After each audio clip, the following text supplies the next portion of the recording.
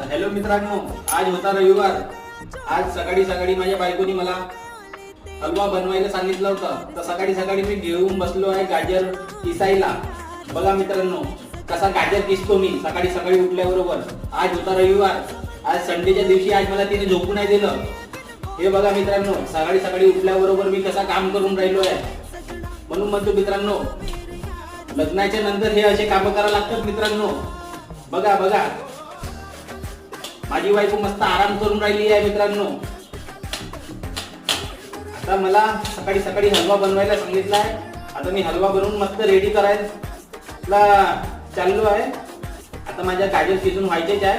आता मी गाजर किसायला चालू केलेलं आहे। सकाळी सकाळी मस्त पण मी चांगला गाजराचा हलवा माझ्या बायकोला चालणार आहो।